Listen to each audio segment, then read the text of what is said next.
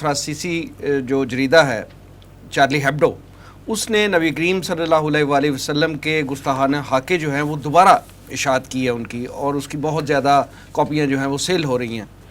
آپ کے خیال میں اس ساری کیمپین کے پس پردہ محرکات کیا ہیں؟ بسم اللہ الرحمن الرحیم۔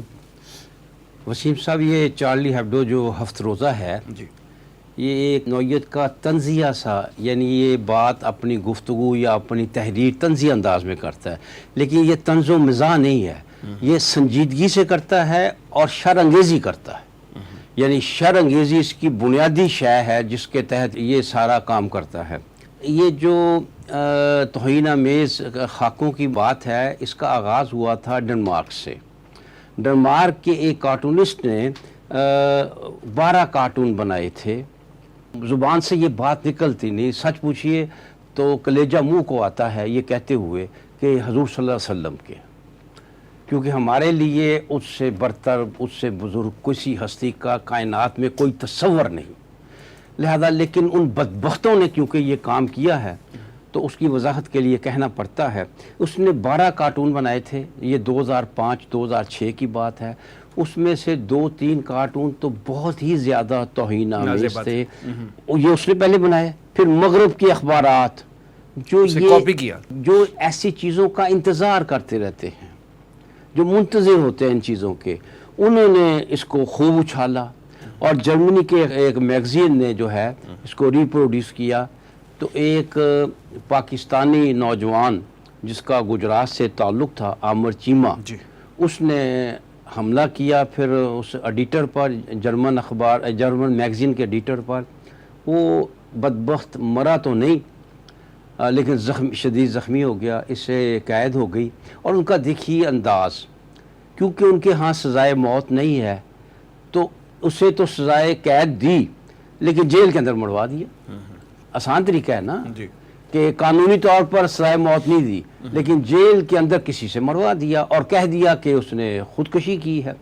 بہرحال وہ ایک نوجوان تھا، اللہ تعالیٰ اس کے جنت میں اس کے درجات جو ہے بلند کرے۔ آمین۔ پھر 9 فروری کو 2006 کو یہ چارلی ہیبڈو نے یہ خاکے جو ہیں شائع کیے۔ اس پر مسلمانوں نے کافی احتجاج وغیرہ کیا لیکن کوئی خاص اثرات ظاہر نہ ہوئے، بلکہ یہ کہنا چاہیے کہ اس کا یہ اثر ہوا کہ بہت زیادہ یہ ہفت روزہ جو تھا اس کی اس وقت 1 لاکھ کی تھی سرکولیشن، لیکن اس خاکوں کی وجہ سے یہ 1,60,000 اس وقت گئے، یعنی وہ ایڈیشن جو ہے وہ 1 لاکھ کی بجائے 1,60,000 کی اس میں سرکولیٹ ہوا۔ میں ذرا اس کو تھوڑی سی وضاحت کر دوں کہ ہم مغرب کا رویہ دیکھتے ہیں اس حوالے سے ایسا ہی ہے۔ یہ جو سلمان رشدی تھا، اس نے کتاب لکھی جس میں اس نے حضور صلی اللہ علیہ وسلم کے بارے میں میں آپ کو اس وقت مغرب کے عمومی رویے کی بات کر رہا ہوں، اس لیے خاص طور پر کر رہا ہوں کہ ہمارے ہاں کوئی ایک ایسا دانشوروں کا طبقہ ہے، ایسا لبرلز ہیں جو کہتے ہیں جی ان کی حکومتوں میں کوئی چند لوگ ہیں جو اس طرح کی بات کر دیتے ہیں، وگرنہ وہ تو بڑے لبرل لوگ ہیں، بڑے برداشت کرنے والے لوگ ہیں، وہ دوسروں کی بات سنتے ہیں وغیرہ۔ اس قسم کا پروپیگنڈا ہمارے لبرلز، ہمارے سیکولرز کرتے رہتے ہیں یورپ کے بارے میں۔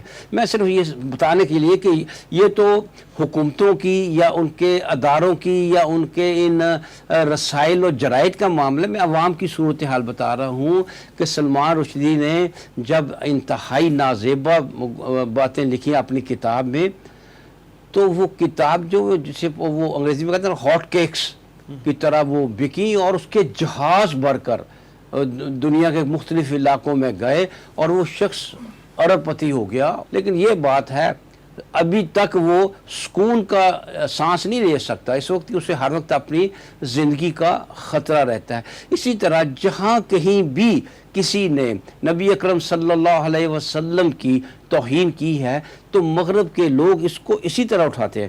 دیکھیں 1997 میں یہ اسی سلمان رشدی کو فرانس کا سویلین ایوارڈ دیا گیا۔ کس بات پہ دیا گیا؟ توہین کرنے پر، ایک مذہبی شخصیت کی توہین کرنے پر۔ 1.25 ارب آبادی جو مسلمانوں کی ہے ان کی دل آزاری پر دیا گیا۔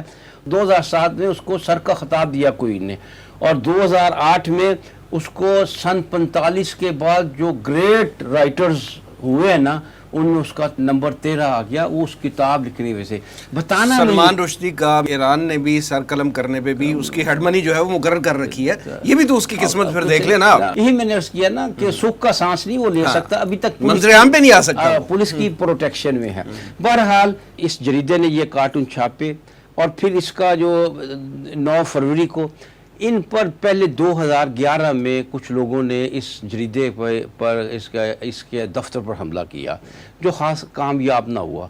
फिर 2015 7 जनवरी को एक हमला हुआ जिसमें खुरेज हमला था वो। वहाँ वो 12 अफराद मारे गए, जिनमें उनका एक बड़े बड़े लोग थे जो उनके बारे, शायद उनकी डायरेक्टर कोई खातून थी, वो भी मारे गए। ये अलजायर के 2 फ्रेंच मुस्लिम थे, गालिबन उनका नाम शरीफ कोची और सईद कोची था।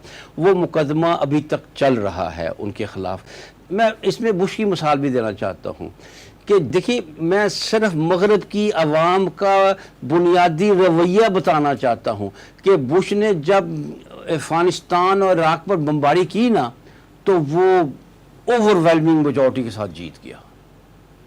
यानी जो शख्स मुसलमानों को मारे, जो शख्स नबी अकरम सल्लल्लाहु अलैहि वसल्लम की तौहीन करे, जो शख्स कुरान पाक की तौहीन करे, वो ऐसा नहीं है कि वेस्ट के कुछ लोगों में मशहूर हो जाता है, कि वेस्ट के कुछ लोगों से, वेस्ट की आम पब्लिक भी उसको मशहूर करती है। यानी इस्लाम दुश्मनी में सब एक पेज पे है, एक पेज पर हैं। और यही बात हमारे यहाँ के बाज़ लोगों को समझ नहीं आती कि अवामी सतह पे वहाँ है इस्लामोफोबिया, अवामी सतह पे। ऐसा नहीं है कि कोई ग्रोह है, कोई जमात है, कोई हुकूमत है, कोई दानश्वर चंद, ऐसा नहीं है। अवामी सतह पर वो इस्लामोफोबिया का शिकार है। असल में वो हर दम ये चाहते हैं कि मुसलमानों की तरफ से कोई ऐसा अमल हो कि हम उन्हें बदनाम कर सकें, कोई दहशतगर्दी का वाक़या। एक तरफ ये करते हैं, एक तरफ फॉरेन प्रोटेक्शन बहुत ज़्यादा बढ़ा देते हैं, यानी मुसलमानों को प्रोवोक करने की हर मुमकिन कोशिश करते रहते हैं और उनको बदनाम करने की कोशिश करते रहते हैं। और इस नाम क्या देते हैं, आज़ादी राय। और ये आज़ादी राय जो है वो होलोकॉस्ट के बारे में ख़त्म हो जाती है।